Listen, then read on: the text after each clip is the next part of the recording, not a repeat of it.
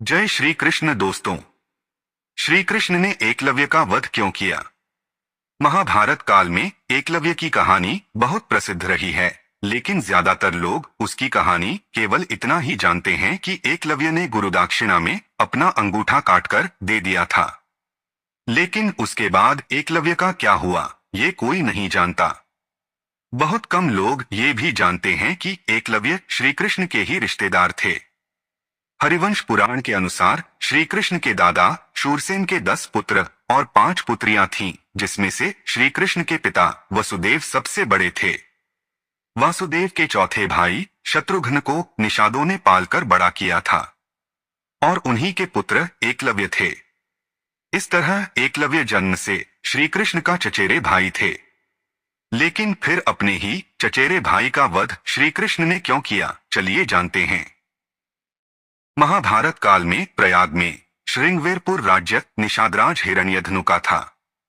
हिरण्यधनु के मृत्यु के बाद एकलव्य वहां के राजा बने। एकलव्य के राजा बनने से पहले ही उनके अंगूठे काटने वाली घटना हो चुकी थी।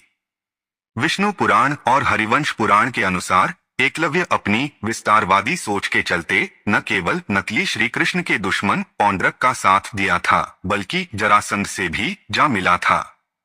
पौंड्रक का वध श्री कृष्ण के द्वारा किया गया, लेकिन फिर एकलव्य जरासंध के साथ मिलकर मथुरा पर आक्रमण करके यादव सेना का लगभग सफाया करने लगे। जब श्री कृष्ण की सेना में हाहाकार मचने लगा तो श्री कृष्ण स्वयं उससे लड़ाई करने पहुंचे। लेकिन वो युद्ध में एकलव्य को केवल 4 अंगुलियों के सहारे धनुष बाण चलाते हुए देखकर आश्चर्यचकित हो गए। उन्हें लगा नहीं था कि एकलव्य अब भी इतना धनुर्धर और दक्ष होगा। एकलव्य अकेले ही सैकड़ों यादव वंशी योद्धाओं को रोकने में सक्षम था। इसके बाद इसी युद्ध में कृष्ण ने छल से एकलव्य का वध किया था। बाद में एकलव्य का पुत्र केतुमा महाभारत युद्ध में भीम के हाथ से मारा गया था। कहते हैं कि महाभारत युद्ध शुरू होने से पहले युधिष्ठिर ने एकलव्य को अपनी ओर से युद्ध में शामिल होने का न्योता भेजा था, लेकिन उसे पता नहीं था कि एकलव्य का वध किया जा चुका है। एक मान्यता यह भी है कि एकलव्य को केवल 2 अंगुलियों से इतनी निपुणता से बाण चलाते देखकर श्री कृष्ण समझ गए थे कि एकलव्य भी धर्म की स्थापना में रोड़ा बन सकता है। इसीलिए उन्होंने उसके वध का निश्चय किया। मथुरा के युद्ध में एकलव्य ने श्री कृष्ण के पुत्र प्रद्युम्न पर आक्रमण किया था। तब श्री कृष्ण ने उसे ललकारा और एक भारी शिला से उसका वध कर दिया। वैसे कृष्ण ने अर्जुन से प्रति अपना समर्थन और पक्ष सिद्ध करने के लिए कई ऐसे वीरों को राजनीतिक तरीके से और छल पूर्वक रास्ते से हटाया था, और उन्होंने यह बात मानी भी कि अर्जुन के प्रति उनका स्नेह बाकियों से बहुत अधिक है।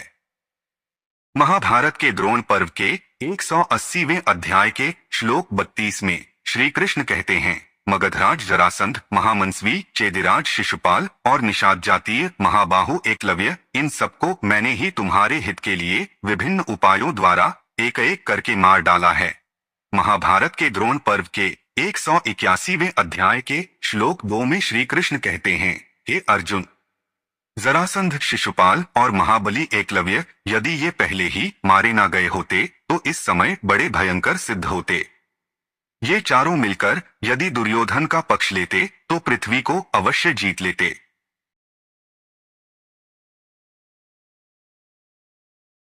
तो मित्रों, महाभारत में श्री कृष्ण और एकलव्य की यह कथा आपको कैसी लगी, हमें कमेंट बॉक्स में लिखकर जरूर बताइए। और अगर आप हमारे चैनल पर नए हो तो चैनल को सब्सक्राइब अवश्य कर ले और वीडियो को अपने दोस्तों व परिवार वालों को भी जरूर शेयर करें। और आज की हमारी यह वीडियो देखने के लिए आपका दिल से बहुत बहुत धन्यवाद। बोलो जय श्री कृष्णा, राधे राधे।